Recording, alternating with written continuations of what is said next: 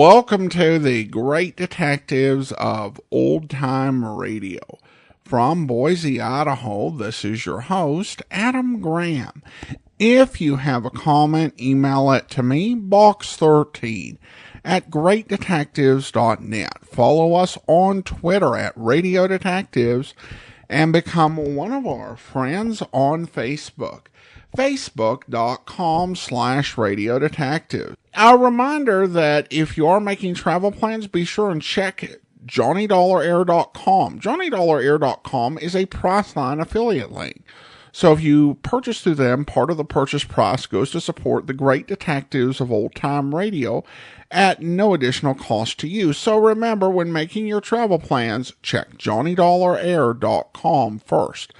Well, now it is time for this week's episode of yours truly, Johnny Dollar. The original air date, April the 21st of 1953, and the title is The Dameron Matter.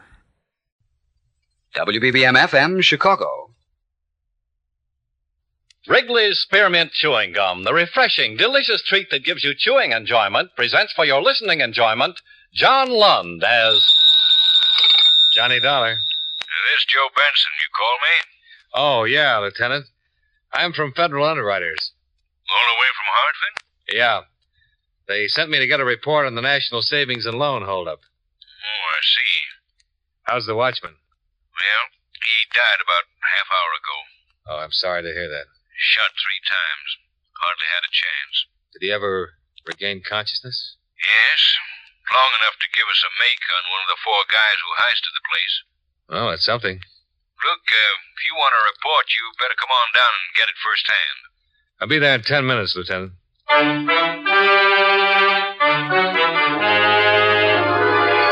the makers of Wrigley's Spearmint Chewing Gum bring you John Lund in a transcribed adventure of the man with the action-packed expense account, America's fabulous freelance insurance investigator. Yours truly, Johnny Dollar.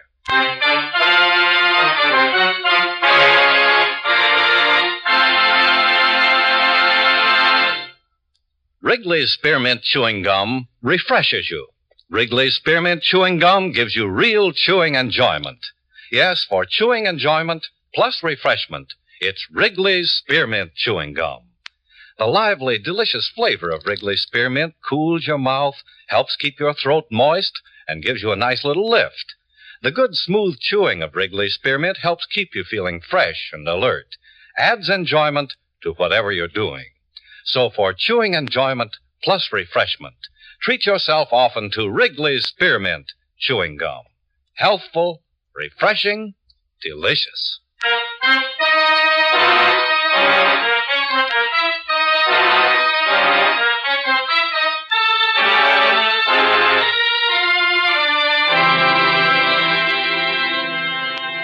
Expense account submitted by Special Investigator Johnny Dollar to Federal Underwriters Incorporated, 223 Spear Boulevard, Hartford, Connecticut.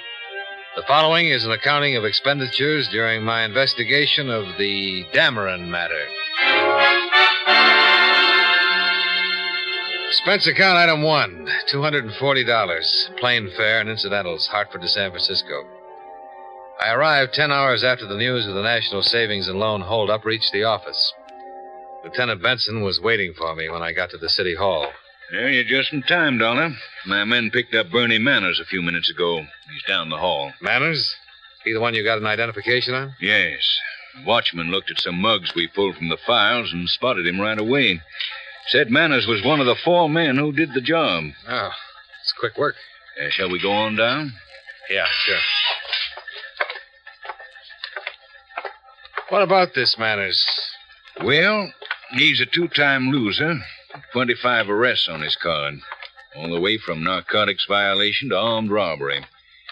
We'll see what he has to say before we check out his mama sheet. How'd they get him? When the watchman made him, we put out an APB. One of the units spotted him because he was going into a saloon. This way. Oh. Have any trouble? No.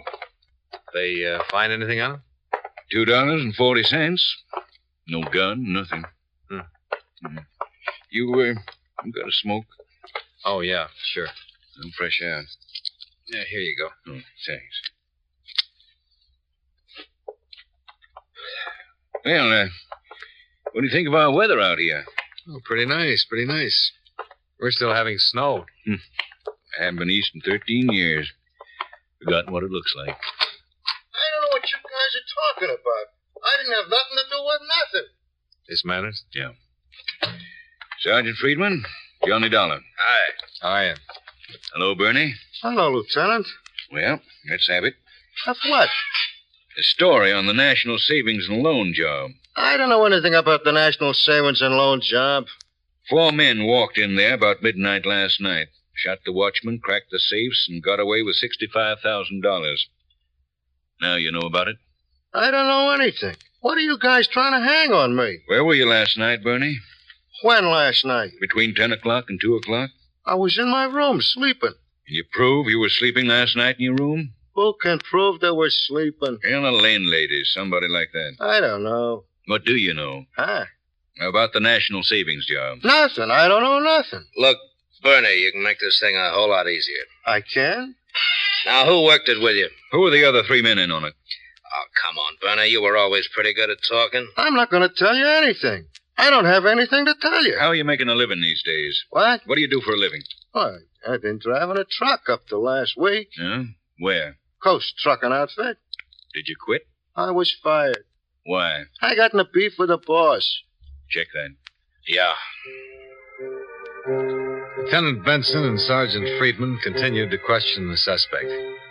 He refused to admit any part in the burglary of the National Savings and Loan Company or to name any people who were connected with it. An hour went by. He still refused to talk. 2 hours. I'm getting tired. So am I. All of us are tired, Bernie. Now, look, why don't you open your face so we can get some rest? I've told you I didn't have anything to say. Who's this joker? Me? My name's Dollar, Bernie. I'm from the insurance company. What's he doing here? Worrying about you and your friends. You don't have to worry about me, Dollar. I'll try not to. I thought maybe you was a lawyer. Do I get to see a lawyer? What do you want to see a lawyer for? To get out of here, that's why. You aren't getting out of here, Bernie. You know that. Now, tell us all about it. Come on, Bernie. You know it's all over. We got enough to take you into court right now. Don't give me that. Oh? Don't you believe it? No. Hand me that. Yeah, sure. Here. Thanks. You know what this is, Bernie? No. It's a notarized statement from the watchman that was killed. His name was Fuller. I talked to him just before he died. You know what this says? It says that you were one of the 4 men who robbed the National Savings and Loan Company last night. Listen. Me. Please state your full name. Him. Henry Fuller. Me. Where do you live? Him. 235 22nd Avenue. Me. I understand that you are seriously hurt. Is that true? Him. Yes. Me. Do you believe that you are about to die from injuries you have received? Him. Yes. Me. Have you any hope of recovery from the effects of these injuries? Him. No. Listen, Shut up, Bernie, and listen. Me. Who caused the injuries from which you are suffering? Him. One of the robbers. Me. Is this a picture of one of the men who caused your injuries? Him? Yes. He was looking at a mugshot of you, Bernie. There were 4 witnesses in that hospital room when Fuller made this statement. It's a positive identification on you. Well? Can I have a glass of water? Later, maybe. Who were the other men? I don't know what you're talking about.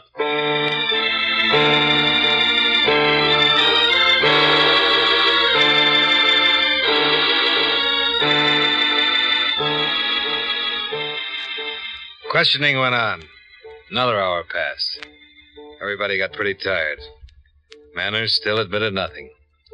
It was the usual method of interrogation. Hammer away, hammer away. Sooner or later, he'd spill something important. Lieutenant Benson knew his job.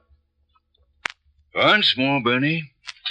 Who were the other men? For the 20th time, there were no other men. There were 4 of you, Bernie. Why didn't we play bridge? Tell us what you did all day yesterday. What? Start with from the time you got up. Try to remember. Yeah, we're all interested. Well, what is this? Go on, Bernie. Tell it. What?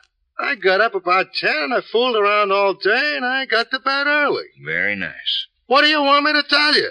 What you did all day, who you were with, where you went. Oh, And after you tell us that, you can tell us how you worked on the National Savings and Loan Office. I'll tell you nothing. All right, what's your name? What? What's your name? Bernie Manners, you know my name. Where do you live? I told you. Tell us your address. 2020 Army Street. Who worked with you? Nobody. Yeah, just a minute. Benson? Yeah.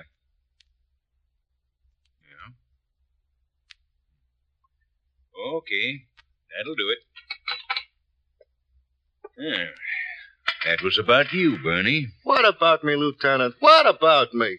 Guess what the crime lab found tucked behind one of the cushions in the front seat of your car? Oh, $20,000, Bernie. You didn't hide it very well.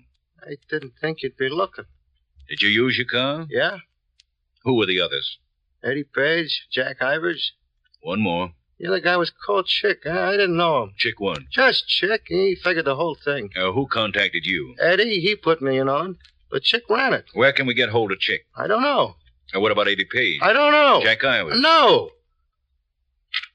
It won't do you any good to lie now. Bernie. I'm not lying. I just don't know where you can get hold of any of them. What'd you do after the job? We all got in my car and beat it. I let them off near the Fairmont. All 3 of them? Yeah. That way you split the money? No, we did that before we left the loan company. Look, I'm tired. One more thing. Who shot Fuller? This Chick. Are you sure? Well, he was the only one who had a gun. Sure, I'm sure. Why'd they shoot him? I couldn't figure that myself. We're all leaving the place. Watchman was all tied up and there was no trouble. Chick walked over, stuck the gun in his back, and let him have it.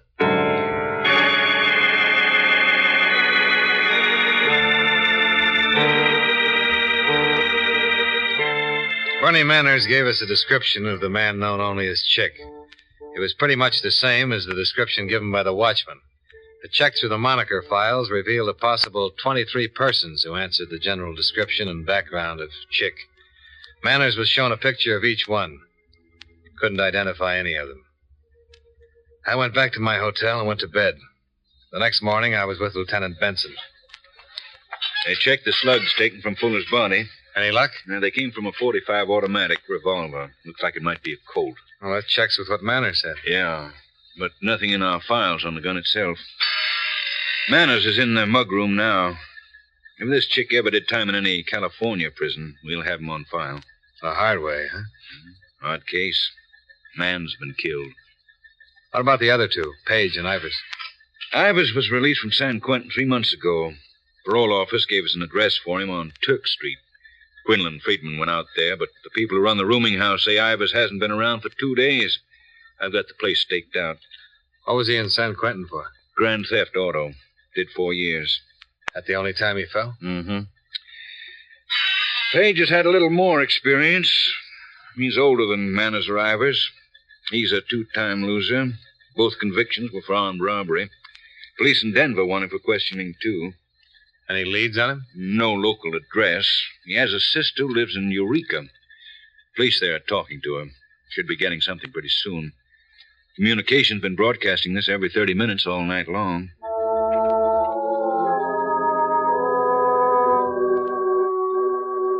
I left Lieutenant Benson so I could talk with the auditors who'd been working with the people at National Savings and Trust.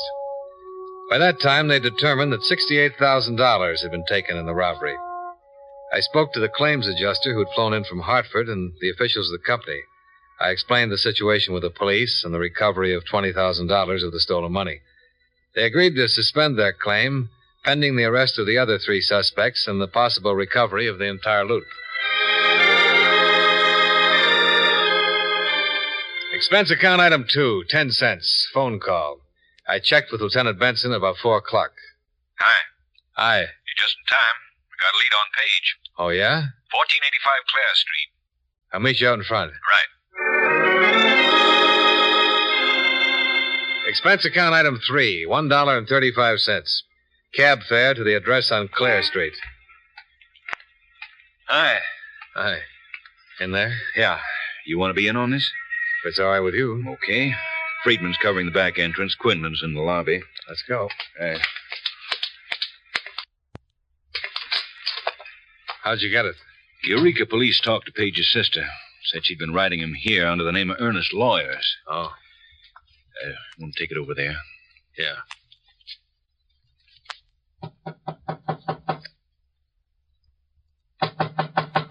Who's there? Looking for Mr. Lawyers. You Mr. Lawyers? Yeah. What do you want? Package. Who from? Well, it's, Mrs. William Redding, Eureka, California. I have to sign for it. Okay. What's the idea? You alone, Page? Who are you? Police. Get your hat. Come on, let's go. Want to take a look over there, Donald? Yeah. What is this? Bernie Manners spilled it all. Look out. He's got a gun. Drop that, Page. No good, mister. Why, you lousy cop.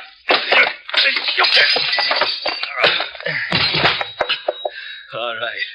All right. Come on, get up. Put your hands out. All right, let's go, Page.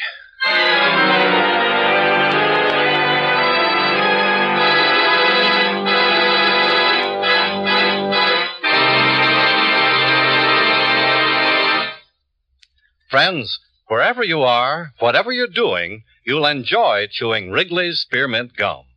Chew Wrigley's Spearmint while you're working.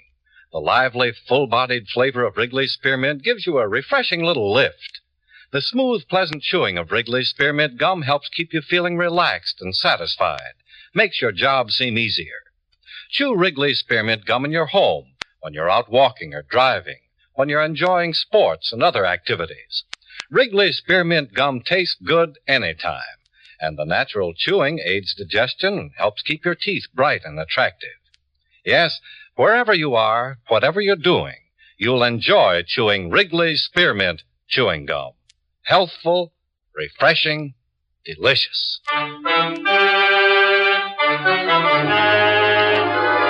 now, with our star, John Lund, we bring you the second act of Yours Truly, Johnny Dollar.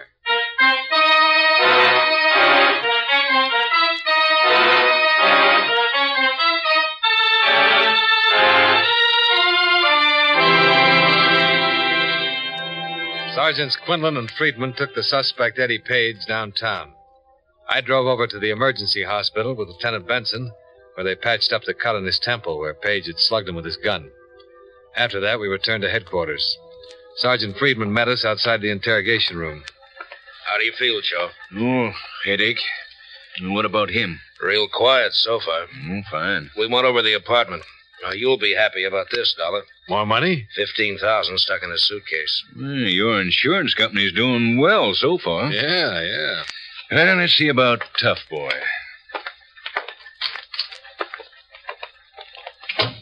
Remember me? I remember both of you. How's your head? I'll get over it. How's your chin? I'd like to get at you again. Kind of like to get at you. That's all he's been saying ever since he landed. You're tied in with Bernie Manners and Jack Ivers on this thing, Page. Am I? Yeah. And that's enough for us. I suppose you're going to send me to prison. I suppose we are. Some talk. Who's Chick? Chick? The other guy. I don't know. Where's Ivers? I don't know.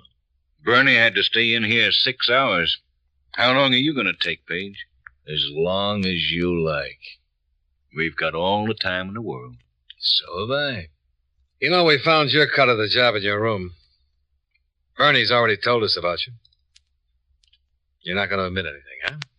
Why should I? Man was killed on that job. There's a murder charge to go along with everything else. Do tell.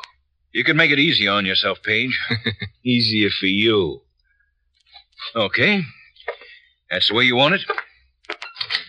Friedman. Yeah. You and Quinlan stay with this bird. Stay with him if it takes all night and all day and all night. I want to see how long he can last. Well, now Okay. Come on, Dollar. Well, what now? I'm hungry.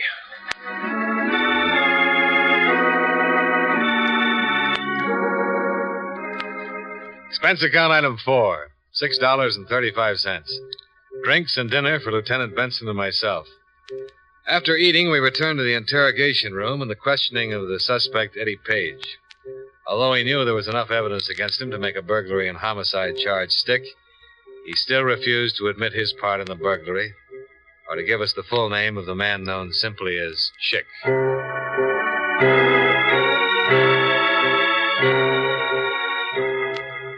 About 10 o'clock that night, a man who ran a drugstore on Geary Street telephoned that he thought he might have some information that would help.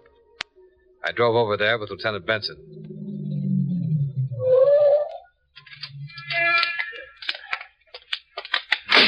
Foggy. Yeah, sure is.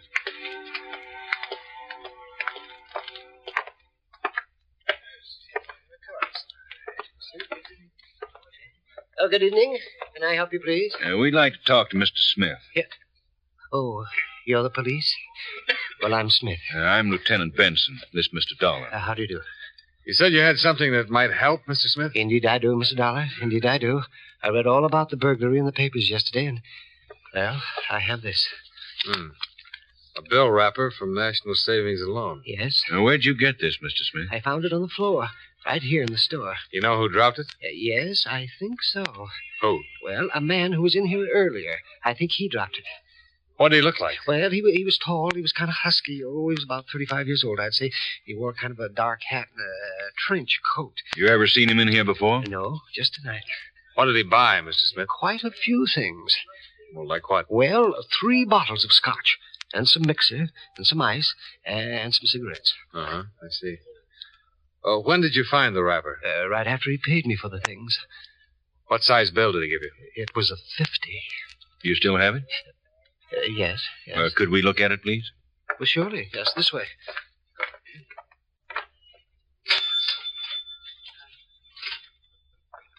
Here you are. Thanks. No, huh? Brand new. Did you happen to notice if he left in a car, Mr. Smith? No, he was on foot. When I found the wrapper on the floor and then remembered the newspaper story, I ran outside to take a look to see which direction he went. He walked right across the street. Do you mean he might possibly live around here? I think so. Like right there, you see? He went into the Alden Hotel. How long ago was this? Oh, my, that was not over 15 minutes ago. Hey! What?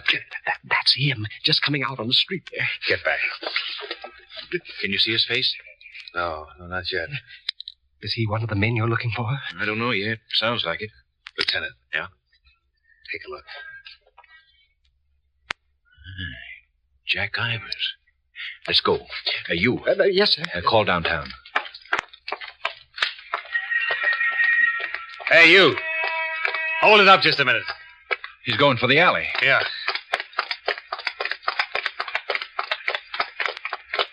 He ducked right in there, I think. Yeah. Be careful, Johnny. Okay? Yeah, I'm okay.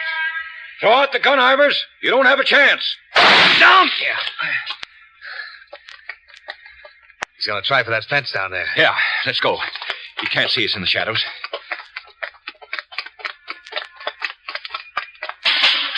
And he made the fence. Come on.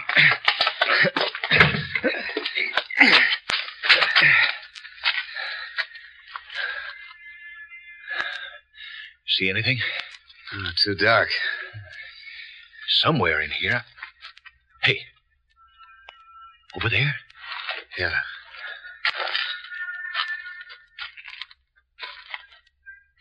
Anything? No.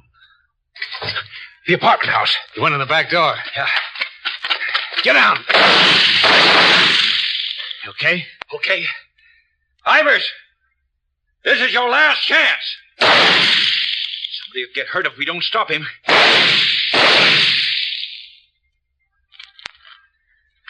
That did it.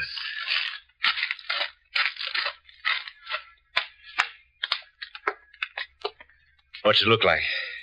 Oh, he's done for. Well, I better phone in.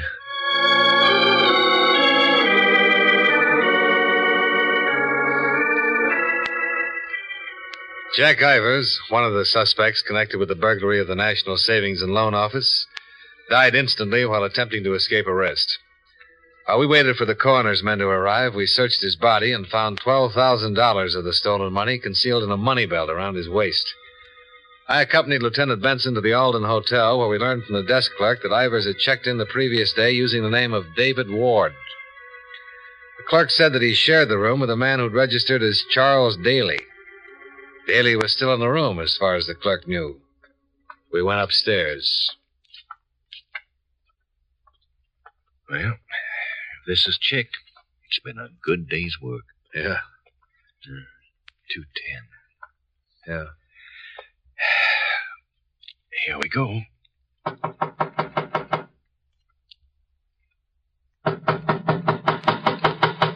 Could have sneaked out. Let's find out. Well,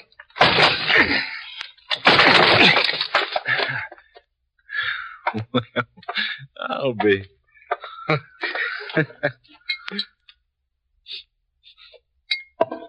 Drunk? As you can get. That's the way I like to pick 'em up. Quiet.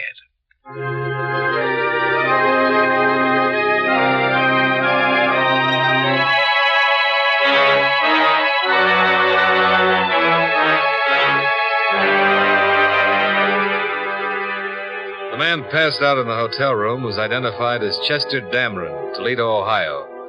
A check with authorities there revealed he had a criminal record covering 17 years. His nickname was Chick. Along with Eddie Page and Bernie Manners, he was indicted on charges of burglary and murder. The remainder of the stolen money was found in his hotel room. All told, 99 and 39/100% of the loot was recovered, excepting what Ivers spent for whiskey. Pretty good for federal underwriters.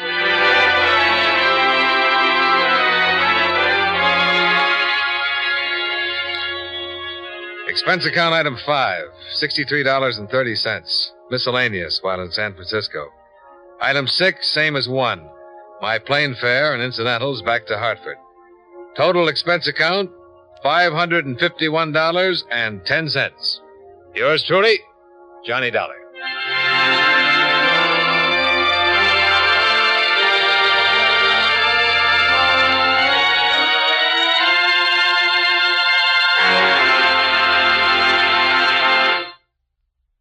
Remember, friends, Wrigley's Spearmint Chewing Gum refreshes you. Wrigley's Spearmint Chewing Gum gives you real chewing enjoyment. The lively, full-bodied flavor of Wrigley's Spearmint cools your mouth, freshens your taste, sweetens your breath. The smooth, pleasant chewing of Wrigley's Spearmint helps keep you feeling relaxed and satisfied, makes whatever you're doing more enjoyable. Yes, for refreshment plus chewing enjoyment, treat yourself often to Wrigley's Spearmint Chewing Gum. Millions enjoy it daily. Get a few packages and always keep some handy. That's Wrigley's Spearmint Chewing Gum. Healthful, refreshing, delicious.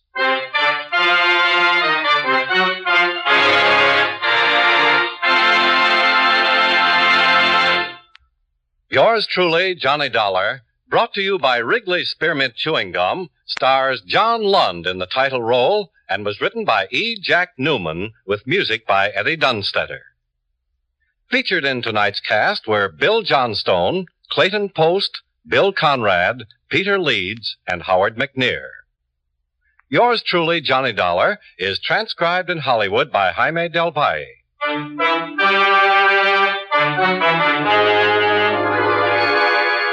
The makers of Wrigley's Spearmint Chewing Gum hope you enjoyed tonight's story of Johnny Dollar and that you're enjoying delicious Wrigley's Spearmint Chewing Gum every day. This is Charles Lyon, inviting you to join us again next week at this same time when, from Hollywood, John Lund returns as... Yours truly, Johnny Dollar.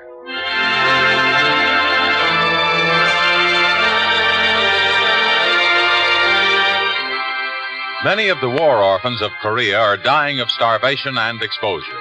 Without your help, they cannot live. We can send them food through CARE, the American Package Sending Relief Agency. One $10 CARE food package will feed 4 children for a month. Send your contribution to CARE's local office or to CARE New York or CARE Los Angeles.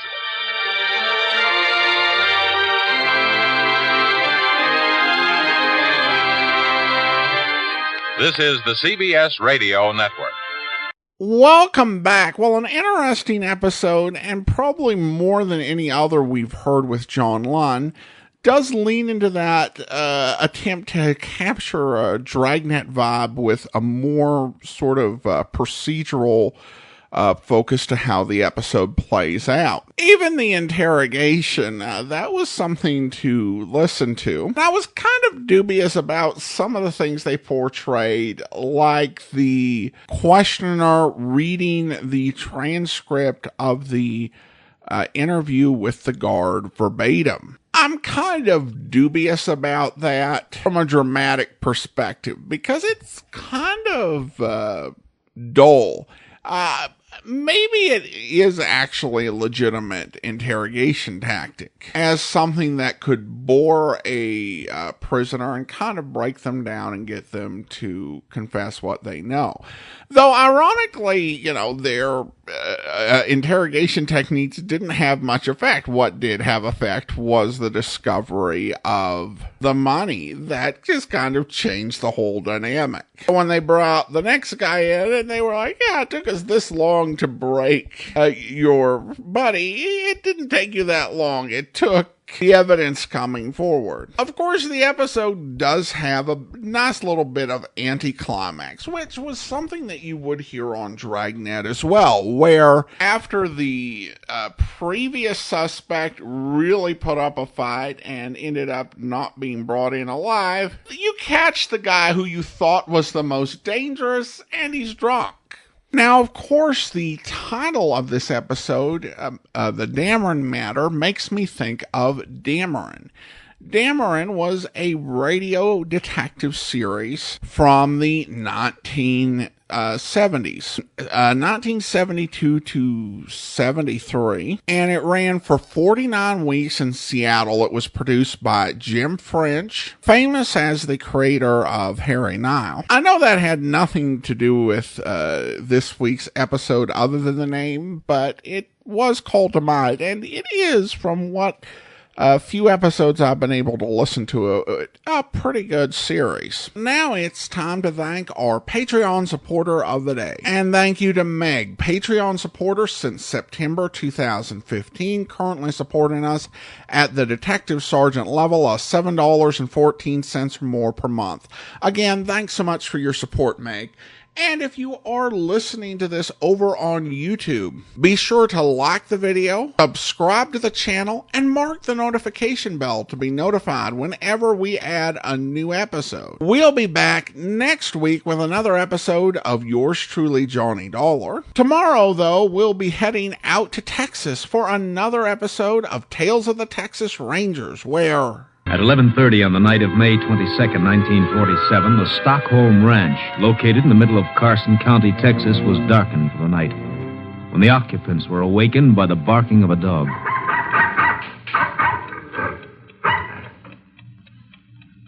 Jim, wake up. What's the matter, Flo? You hear Jeep bark? Oh, kinda. I was half asleep. It's funny. He barked and then shut up real fast. He might have took off after something. He'd have kept on barking then. It sounded like he was... Be quiet a second. See? Don't hear him anymore. Yeah. What are you going to do?